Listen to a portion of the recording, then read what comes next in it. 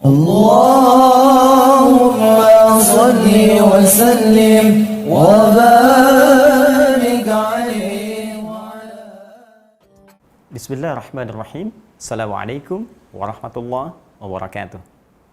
Alhamdulillah, wassalatu wassalamu ala rasulillah wa ala alihi wa sahbihi wa man walah wa ba'du. Pemirsa dimanapun Anda berada, berjumpa kembali dalam edisi Kultum Aku Suka pada bagian yang keempat ini. Sebelumnya kita bermohon pada Allah Subhanahu wa taala semoga siam yang telah kita tunaikan di hari pertama Jumat yang lalu hingga hari keempat ini berkenan diterima oleh Allah Subhanahu wa taala dengan penerimaan terbaik insyaallah. Pada edisi yang lalu kita telah mengupas tuntas tentang makna kata Ramadan yang dipilih oleh Allah Subhanahu wa taala untuk menjadi waktu ditunaikannya puasa dengan firman-Nya di awal ayat 185 surah Al-Baqarah itu. Syahrul Ramadan alladzi unzila fihil Quran. Waktu saat kita diminta menunaikan puasa itu yang diwajibkan hukumnya selama 1 bulan penuh adalah bulan Ramadan. Kita telah uraikan bahwa Ramadan mengandung arti sesuatu yang terik membakar. Ramadan memberikan makna bahwa berpeluang dosa-dosa kita diampuni, dibakar habis, dihanguskan dengan amalan-amalan yang kita kerjakan selama kita menunaikan puasa. Di edisi kali ini kita akan bertanya kepada Allah dan Rasulullah SAW dengan uraian-uraian nas yang sampai kepada kita baik dalam Al-Quran ataupun hadis-hadis Nabi SAW tentang amalan-amalan dimaksud yang saat kita kerjakan mampu menggugurkan dosa-dosa kita sekaligus mengangkat derajat kita di sisi Allah Subhanahu wa taala sesuai dengan makna Ramadan yang telah kita ulas di pertemuan yang lalu. Di antara sekian amalan itu ada yang menarik yang disampaikan oleh Nabi sallallahu alaihi wasallam yang kemudian dihimpun oleh Al-Imam Al-Bukhari dalam hadis sahihnya, hadis riwayat Al-Bukhari ya. Pada pembahasan kitab Siyam nomor hadis ke-37 itu ya, dalam rawi sahabat Abu Hurairah, Abdurrahman bin Sakhr yang punya kunyah disebut dengan Abu Hurairah. Kita temukan dalam hadis ini Nabi memberikan satu pesan yang sangat singkat dan padat, senafas dengan kalimat pesan Ramadan yang pernah kita bahas di pertemuan yang lalu. Nabi sampaikan, man qama Ramadhana. Baik, perhatikan baik-baik. Di pertemuan yang lalu kita pernah tuliskan man shoma Ramadhana. Dalam hal hadis ini Nabi menyampaikan man qama. Baik. Man qama Ramadhana. Masya Allah.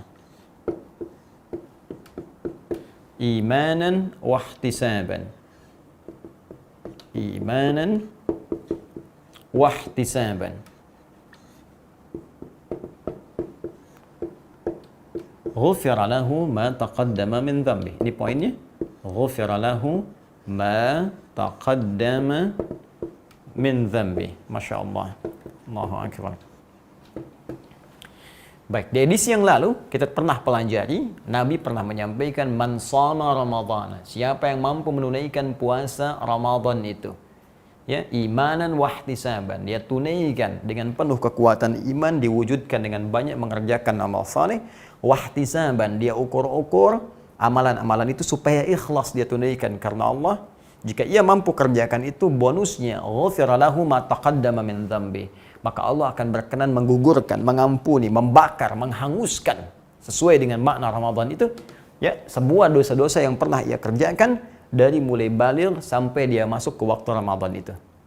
Nah, sekarang di antara amalan saat puasa itu apa yang bisa kita kerjakan sehingga makna Ramadan menggugurkan, menghanguskan dosa-dosa itu bisa kita raih sekaligus wujudnya berupa ampunan Allah Subhanahu wa taala bisa kita dapatkan.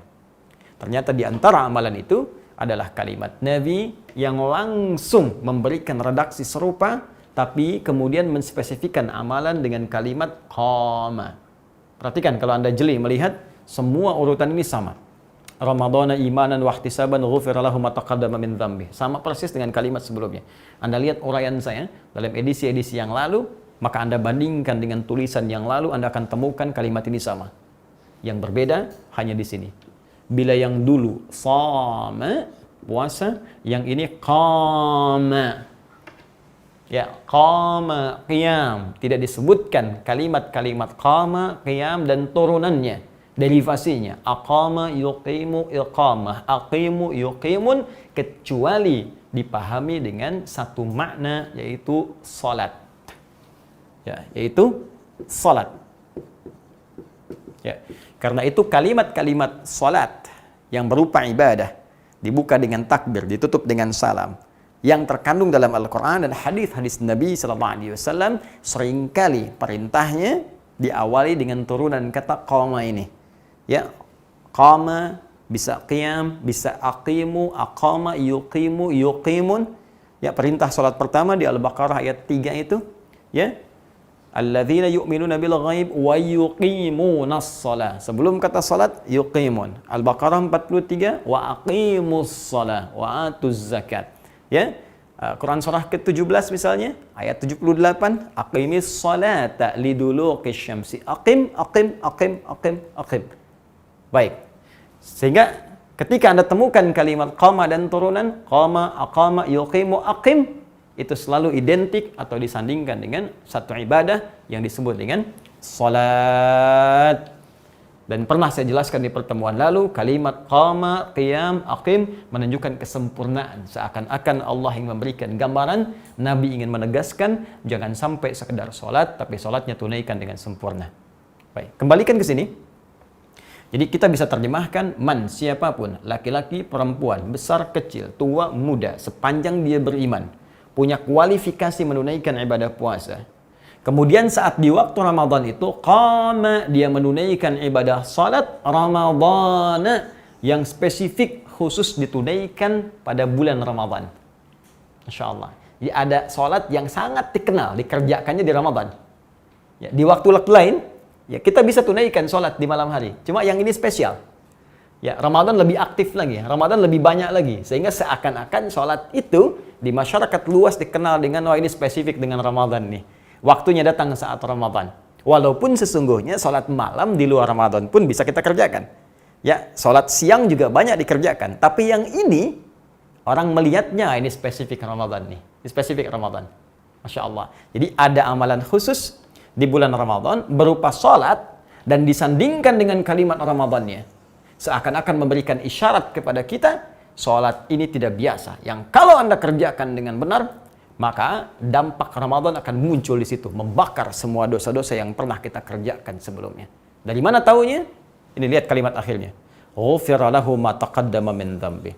Ya, man qama ramadhana, siapapun yang mampu menunaikan sholat di saat-saat hari-hari Ramadan itu, imanan wahtisaban, dengan penuh kekuatan iman, amalannya benar, wahtisaban, penuh keikhlasan, ghufira lahu ma taqaddama min dzambi, maka akan berpeluang diampuni oleh Allah Subhanahu wa taala, dibakar habis ma taqaddama min dzambi, seluruh dosa-dosa yang pernah dikerjakan itu.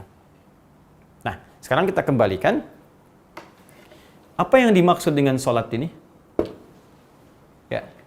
Dari kata ini ulama kemudian menurunkan penamaan yang mereka namakan dengan qiyam Ramadan. Qiyam Ramadan. Ya, menunjuk pada sifatnya. Karena Nabi mengatakan qama Ramadhana, menunaikan salat ya yang spesifik dikerjakan di waktu Ramadan. Maka ulama mengistilahkan salat ini disebut dengan qiyam Ramadan. Apa yang dimaksud qiyam Ramadan ini? Kapan waktunya? Bukankah salat subuh juga qiyam? Bukankah salat zuhur juga qiyam? Bukankah salat duha juga qiyam? Ya, sama-sama salat, sama-sama kita kerjakan. Nah, hanya ketika Nabi menambahkan kalimat Ramadan di sini, nampaknya menunjuk sesuatu yang spesifik yang jarang-jarang dikerjakan di luar Ramadan. Maka dilacak oleh para ulama, dibandingkan dengan kegiatan-kegiatan sebelumnya, maka mereka simpulkan, salat ini yang sering dikerjakan oleh Nabi, diikuti oleh semua orang Islam di zaman Nabi, sampai setelahnya, yang paling konsisten banyak dikerjakan saat Ramadan, yaitu sholat di waktu malam Ramadan. Malam Ramadan. Ya. Ini yang paling menarik. Ada salat yang menjadi ciri khas dikerjakan di bulan Ramadan, waktunya malam. Ya, kalau salat duha waktu siang, ya orang-orang ada yang duha, ada yang tidak. Syuruk, ada yang syuruk, ada yang tidak. Tahajud, ada yang tahajud, ada yang tidak. Gambaran umumnya, ya. Baik. Tapi yang paling menarik, kalau ini ketika tiba Ramadan, maka banyak orang mengerjakannya. Waktunya ternyata setelah diteliti malam. Diistilahkan dengan kalimat qiyam. Ini yang disebut dengan salat qiyam Ramadan. Salat yang dikerjakan di malam-malam Ramadan, dilakukan waktunya setelah menunaikan salat Isya dan sunnahnya. Baik, setelah menunaikan salat Isya dan sunnahnya. Ini kita temukan bagian pertama. Jadi, ada amalan berupa salat yang dikerjakan setiap malam Ramadan, yang kalau dilakukan dengan benar akan berpotensi menggugurkan seluruh dosa-dosa yang pernah kita kerjakan, dan dari situ akan mendapatkan keberkahan nama Ramadan dengan menghanguskan dan membakar semua dosa itu. Sekarang pertanyaannya, bagaimana cara menunaikan sholat ini? Berapa jumlah bilangannya? Seperti apa Nabi menunaikannya? Dan bagaimana cara kita mengikutinya? Itu yang coba kita akan teruskan dulu.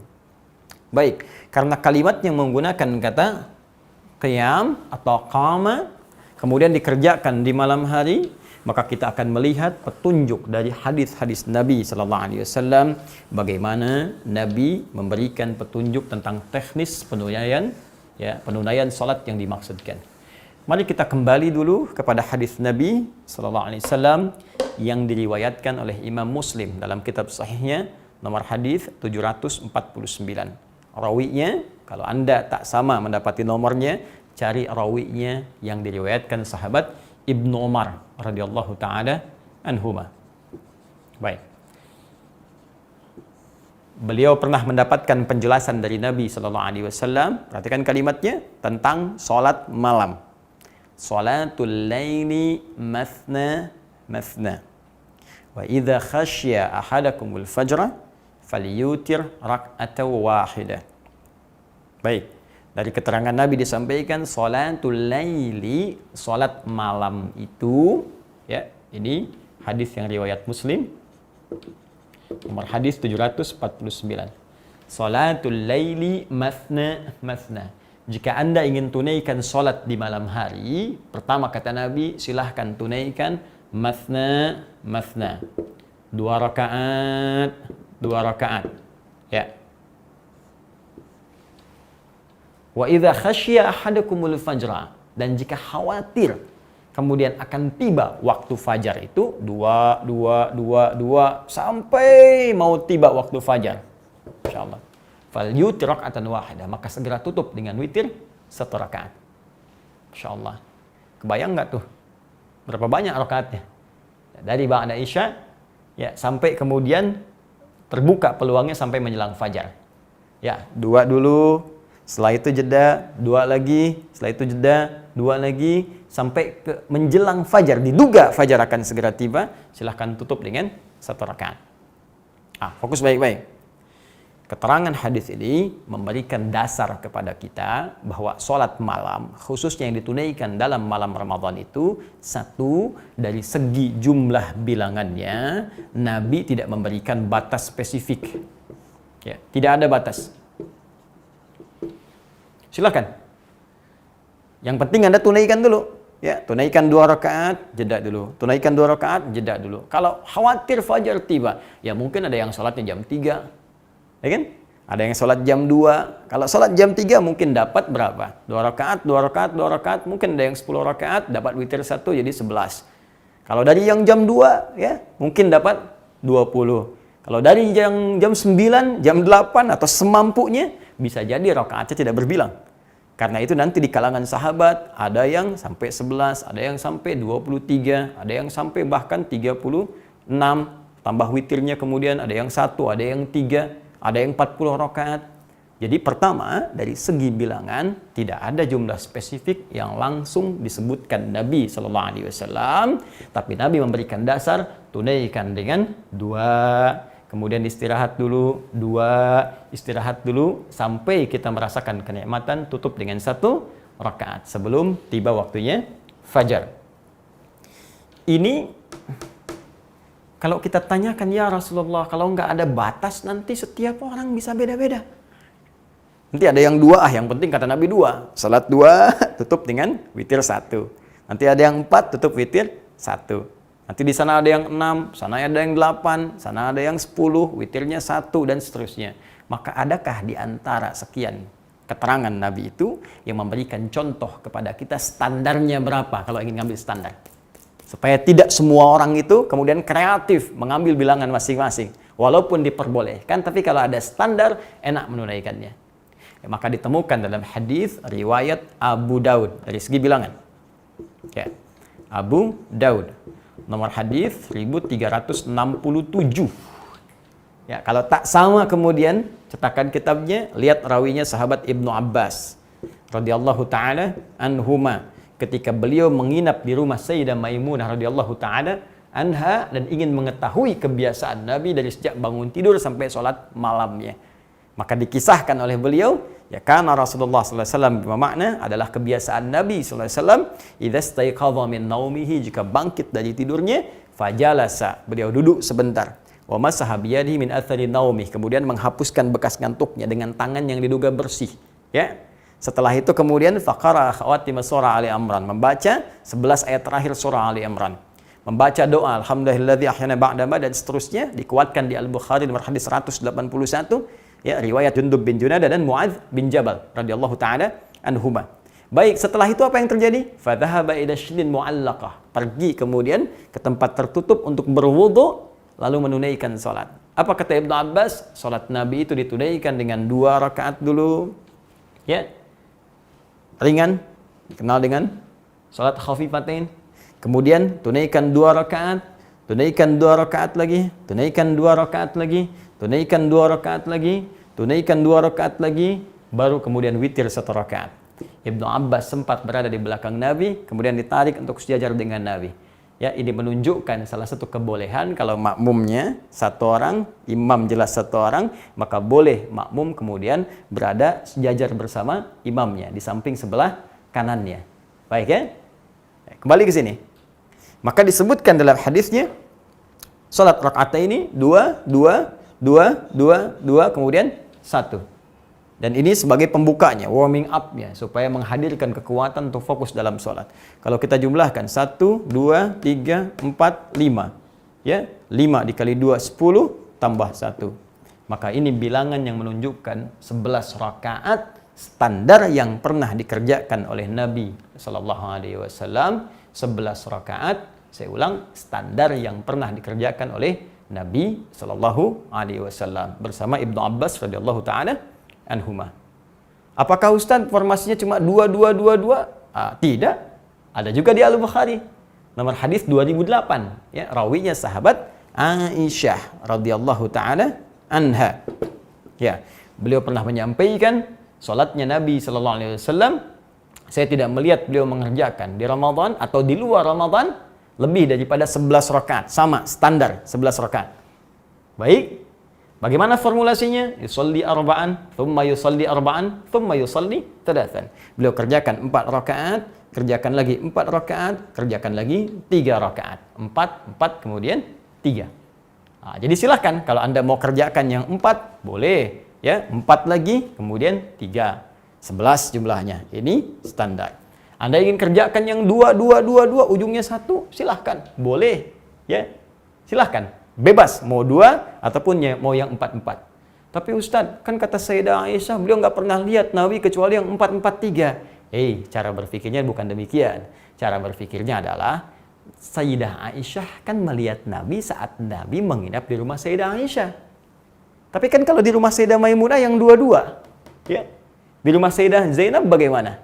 Ya, di rumah Sayyidah Saudah binti Zam'ah bagaimana?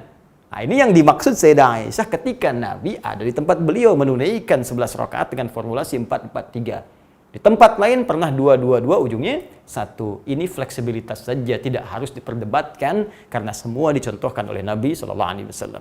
Jadi yang 2-2-2 ujungnya 1 boleh, 4-4-3 pun boleh. Tapi yang harus Anda ketahui ini standar bilangan dari Nabi. Ya. Kalau ingin ditambahkan silahkan karena Nabi mengatakan nggak ada batasnya. Ya karena itu nanti sebagian sahabat ada yang ngerjakan sampai 23 salafus saleh. Umar bin Khattab 23. Jangan Anda katakan ikut Umar, ikut Nabi. Awas, hati-hati. Awas, karena nggak mungkin ada bertentangan. Ya nggak mungkin Umar mengerjakan sesuatu yang menyalahi perintah Nabi SAW. Jadi cara bacanya bukan membenturkan. Cara bacanya adalah menggabungkan dalil-dalil ini sehingga kita bisa menggali keutamaannya. Baik, jadi bisa kita tunaikan 11 rakaat. 4-4-3, bisa 2-2 ujungnya 1, ini yang standar bisa dikerjakan, bisa kita kerjakan lebih daripada ini, sesuai dengan dorongan hadis yang tadi disampaikan. Jelas sampai sini?